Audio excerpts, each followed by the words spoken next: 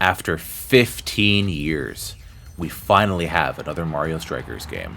The chaos and fast-paced action that we've grown to love about this series is in full effect here. Will this game strike your fancy, or will it be a penalty in your eyes? Well, let's find out. Let's go!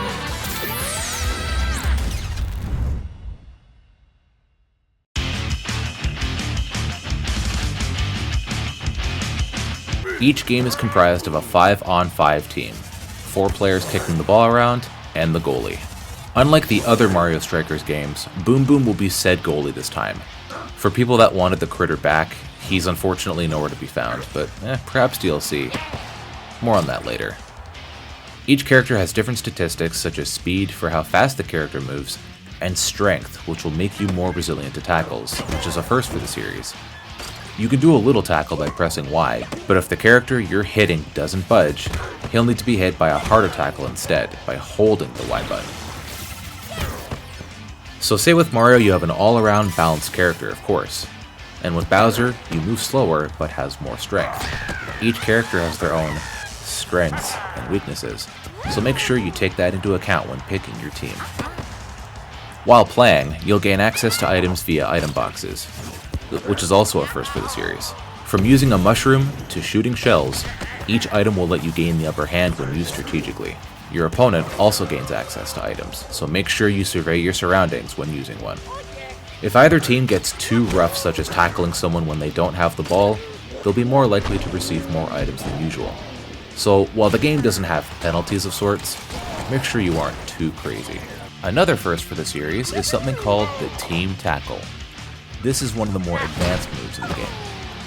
If you and a teammate are positioned just right, you'll be able to bump into him or her forward to then tackle an opponent from far away. Make sure you take charge of the situation. Another thing players can collect is the Strike Orb. This allows you to perform the Hyper Strike, so unlike the original games, you can't just spam this game's version of, the special strike. Every character has their own Hyper Strike, and will net the team 2 goals as opposed to 1 if it goes in. The odds of it going in increase or decrease depending on when you time your button presses when performing it. Getting it in the blue on both sides guarantees you a perfect Hyper Strike, and it will go in no matter what. From Luigi's Spin Tornado that sends characters flying, to Peach's Dance of Hearts that will infatuate others, each Hyper Strike has a different characteristic. Do whatever it takes to score the most points and win the game.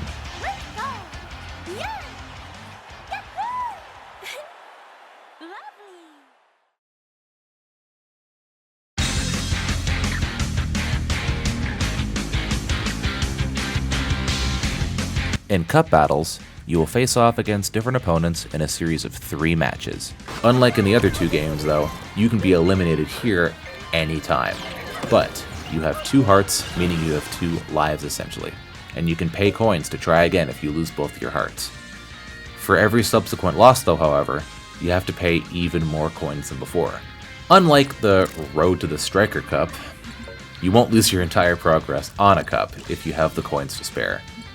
Winning the entire cup will earn you coins to spend towards getting gear for your characters, so it's worth going through.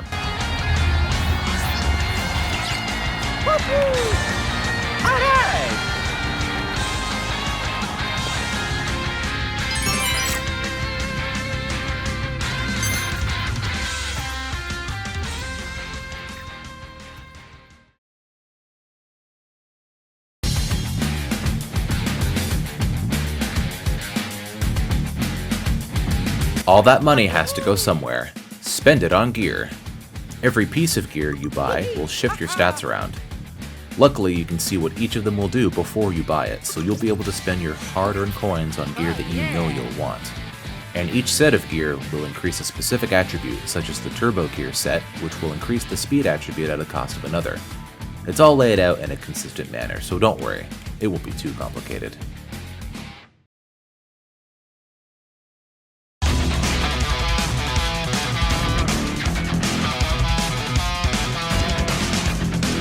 In quick battles, you can have up to 8 people play on the same Switch. Here, you can just jump in and play after setting it up to everyone's playstyle, such as hyper strikes and items being on or off, and setting the match time. You can do 3, 4, 5, and 10-minute games respectively. What's kinda neat though is that because Yoshi and Toad are a species, you can comprise your entire team of all of said characters. Kinda feels like the original game in terms of that, which is neat. Personally though, I wish the fields had gimmicks to them. While being able to customize the fields with 2 separate areas is cool, it doesn't really mean much because it's all cosmetic. It's more or less like the first Strikers game in terms of that. So if you didn't like how Charged was with its gimmicks, then this will be right up your alley. It also triggers certain music to play depending on the field, so you can choose your music essentially. And you can earn coins when doing quick battles as well, but you'll only get 10 coins per match. But it'll all add up if you end up playing with friends and family on one Switch though.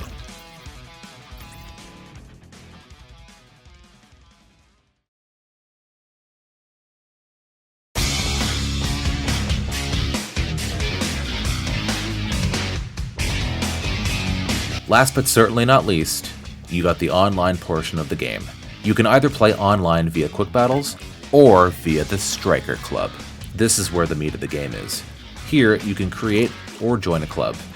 Club creators can manage their club via uniforms, such as patterns, colors, and logos, and via stadiums, where you can use tokens from winning online matches to customize things like the field and net.